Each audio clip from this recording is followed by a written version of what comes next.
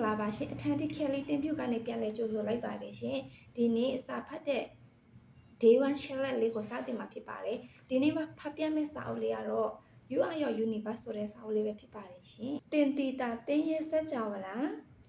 တစုံတယောက်ရဲ့စုတောင်းလေးတွေပြေးစေခဲ့ဘူးပါတလားတစုံတယောက်ရဲ့လူအင်စန္ဒတွေကိုဖြည့်ပေးခဲ့ဘူးပါတလား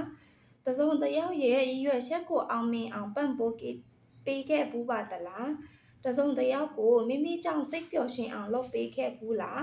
ဒုက္ခရောက်နေတဲ့သူကိုကူညီပေးခဲ့ဘူးပါသလား Universe ဆိုတာဘာလဲဘယ်သူလဲဘယ်ကလဲဘယ်နေရာမှာရှိလဲသူစီကဘာတွေတောင်းလို့ရလဲဘလို့တောင်းရလဲသူကဘလို့ပေးမှလဲဆိုတဲ့မိခွန်းတွေကိုမေးလာတဲ့အခါအပေါ်ဆုံးကစာပိုက်ကမိခွန်းတွေကိုပြန်မေးလိုက်ပါတယ်တကယ်လို့ကိုဟာအဲ့ဒီအရာတွေအကုန်လုံးကိုတစုံတယောက်အတွက်လုပ်ပေးခဲ့ဘူးပါတယ်ဖြည့်ပေးခဲ့ဘူးပါတယ်ဆိုရင်ကျမတို့ကိုယ်တိုင်ဟာအဲ့ဒီတူအတွက် universe ပဲဖြစ်ပါတယ်ကိုယ့်ရဲ့လိုအင်စန္ဒတွေပြေးသွားခဲ့တာကိုယ့်ရည်ရွယ်ချက်အောင်မြင်ခဲ့တာကိုလိုချင်တာလေးတွေရခဲ့တာတစုံတယောက်ရဲ့စောင့်ရှောက်ပေးခြင်းကိုခံရတာရုပ်တရက်ကြီးမမျော်လင့်ထားပဲတီးတောင်မတီးတဲ့သူတယောက်စီက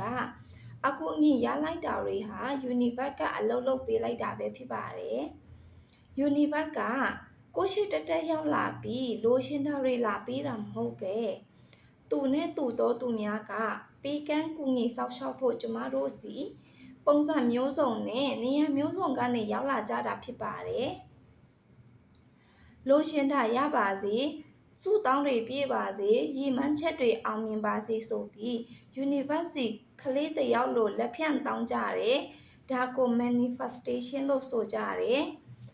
အဲ့ဒီလိုသူ့ကိုတောင်းရင်လိုချင်တာတွေအကုန်ရမယ်လို့ထင်ကြတယ်။ကောင်းတာတွေအကုန်လုံးသူကပေးနိုင်တယ်လို့ထင်ကြတယ်။တကယ်တော့ manifestation ဆိုတာလည်းကံအလုပ်ပါပဲ။ကျေးဇူးတရားမေတ္တာတရား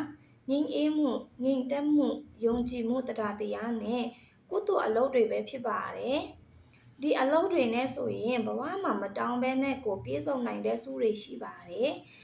အကျိုးကိုရလာဖို့အကြောင်းကိုဖန်တီးလိုက်တဲ့အတွက်ကြောင့်ဖြစ်ပါတယ်။ဒါကြောင့် universe ဆိုတဲ့အရာကိုအဝေးမှာသွားချနေဖို့မလိုပါဘူး။အဲ့ဒီ universe ဆိုတဲ့အရာဟာမိမိရင်တဲ့နှလုံးသားထဲမှာအနီးကပ်ဆုံးရှိနေတတ်ပါတယ်။ကိုယ်တိုင်ဟာကိုယ့်ရဲ့ universe ပါပဲ။ universe ဟာကောင်းတာတွေပေးနိုင်တယ်လို့ဆိုးတာတွေလည်းပေးနိုင်ပါတယ်။မိမိတို့ကိုယ်တိုင်က universe ဆိုရင်ဘယ်သူမှပြုမိမိမှုပါပဲ။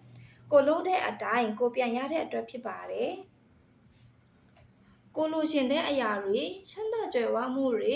universe ကရလာဖို့ဆိုတာကကောင်းကင်ဘော်ကရွှေမိုးငွေမိုးတွေကိုအိမ်ချဝင်းတဲ့အပြည့်ရွာချလိုက်တယ်လို့အိမ်ရှိတက်လို့တာရပရိတာပြင်ကြီးပေါက်လာတယ်လို့မျိုးမဟုတ်ပါဘူး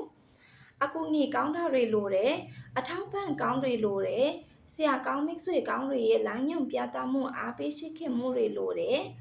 အရေးကြီးဆုံးကတော့မိမိကိုယ်တိုင်ရဲ့ကောင်းမွန်တဲ့ကံအလုပ်တွေလိုတာပဲဖြစ်ပါတယ်။မိမိကိုယ်တိုင်အကောင်းဆုံးစူးစမ်းလှုပ်ဆောင်မှုပါပဲ။ကံ၃ပါးစလုံးရဲ့တန့်ချင်းစင်ကြယ်မှုတွေပါဝင်ပါတယ်။မိမိကိုယ်ကသာကိုယ်ကိုယ်ရာဖြစ်ပါတယ်။ကိုလိုရှင်တယ်ဆိုတဲ့အရာတွေထဲမှာအစိမ့်တစ်နေတဲ့အထမ်းချင်းတွေမပါရပါဘူး။ကိုယ့်ရဲ့ရွယ်ချက်ဟာတန်းစင်မှုများရမယ်။မိမိကိုယ်တိုင်ထက်အများအတွက်ကိုလည်းရှေ့ရှုရမယ်။ကိုယ့်အတွက်ပဲကိုကြည့်တယ်ဆိုရင်ကိုရချင်ကိုယ့်အတွက်ပဲကိုကြည့်တယ်ဆိုရင်ကိုရချင်တဲ့ချမ်းသာမှုဆိုတာကိုတယောက်စာတေးလေးပဲဖြစ်နေမှာပါ။ကျမတို့ကိုယ်တိုင်က universe ရဲ့ကိုယ်စားလှယ်တွေအနေနဲ့တခါတလေမှာတူတယောက်ရဲ့လိုအပ်ချက်ကိုမမျှော်လင့်ပဲသွားရောက်ပြီးဖြည့်ဆည်းပေးနိုင်တဲ့အခွင့်အရေးမျိုးလည်းရရှိနေတတ်ပါတယ်။ဒါဟာကုသိုလ်ကောင်းတာပါပဲ။ကျမတို့ရဲ့ကုသိုလ်အကြောင်းတရားတွေမြင့်မားနေတဲ့အခါအရှင်းရှင်းလိုအပ်နေတာလိုချင်တာတွေကိုဖြည့်ဆည်းဆောင်ကြည့်ပေးနိုင်တယ်။ဒါဟာ universe ရဲ့အလုပ်ကိုကသစင်ခံအနေနဲ့လုပ်ပေးနေခြင်းဖြစ်ပါတယ်။ဒီလိုပဲကျမတို့ကိုယ်တိုင်လိုချင်တာတွေရလာတယ်ဆိုတာကဖြည့်ဆည်းပေးတဲ့သူတွေဖန်တီးပေးတဲ့သူတွေတင် जा ပေးတဲ့သူတွေရှိနေခဲ့လို့ပါဒါကြောင့် ကျမတို့တယောက်နဲ့တယောက်အရှင်းရှင်းပြန်ပြီး universe လို့အလုပ်လုပ်ပေးနေကြပြန်ပါတယ် we are all connected ဆိုတာကလေ universe ရဲ့သဘောတရားပဲမဟုတ်ပါလားအကုန်လုံးရှိတ်ဆက်နေမိပါတယ်ကိုလည်းရနိုင်တယ်လို့ပေးလဲပေးနိုင်ကြတယ်မဟုတ်လားရတယ်ဆိုကြတဲ့ကပေးခဲ့လို့ပါပဲပေးနိုင်ခဲ့တာကလည်းရခဲ့လို့ဖြစ်ပါတယ်ကိုဟာ universe ထဲမှာနေတယ် universe ဟာကိုယ့်ရင်ထဲမှာပဲရှိတယ်ကိုယ်တိုင်ကကိုယ့်ရဲ့ universe ပဲဖြစ်ပါတယ်ကိုလိုချင်တဲ့အရာတွေအကုန်လုံးကိုယ့်စီမှာပဲရှိပါတယ်ကိုယ်တိုင်တာလင်ဖန်တီးရယူနိုင်တယ် universe ရဲ့ဥပဒေအရာကိုနဲ့ထိုက်တန်သမျှကိုပေးခဲ့သမျှတခုမကြအကုန်ပြန်ရတတ်ကြပါတယ်ဒီကောင်းစဉ်ထဲမှာဆိုရင်တော့တင်းဖြူက3လုံးနဲ့ကောင်းထုတ်ပေးထားပါတယ်ကားတိကိုလိုချင်တဲ့အရာတွေကိုဖန်တီးရှင်တဲ့အရာတွေကိုအပြင်းမှလိုက်ရှာမနေပဲမိမိရဲ့ကိုယ်ရဲ့စိတ်ထဲကနေစတင်ရမှာဖြစ်ပါတယ်ကနေကျေးဇူးတည်သက်ရှင်မေတ္တာတစ္ဆာ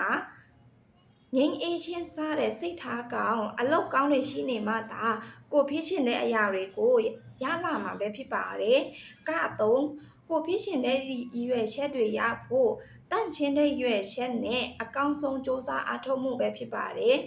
အချုပ်အနေနဲ့ကတော့ကိုပေးဆက်တဲ့လောက်ကိုနဲ့ထိုက်တန်တဲ့လောက်ပဲပြန်ရတတ်တာစัจ java နာရဲ့ဥပဒေသားဖြစ်တာမလို့အကောင်းဆုံးသွေးတော်ပြုမှုနေတိုင်းဖို့လိုအပ်ပါတယ်တင်းဖြူတို့ရဲ့ day 1 challenge လေးကိုအောင်မြင်စွာနဲ့ပြီးဆုံးသွားပါပြီရှင်ဒီဗီဒီယိုလေးကိုအဆုံးထိနားထောင်ပေးလို့ကျေးဇူးအများကြီးတင်ပါတယ်ရှင် day 2လည်းတင်းဖြူနဲ့အတူပါဝင်ဖို့အားလုံးကိုဖိတ်ခေါ်လိုက်ပါတယ်ရှင်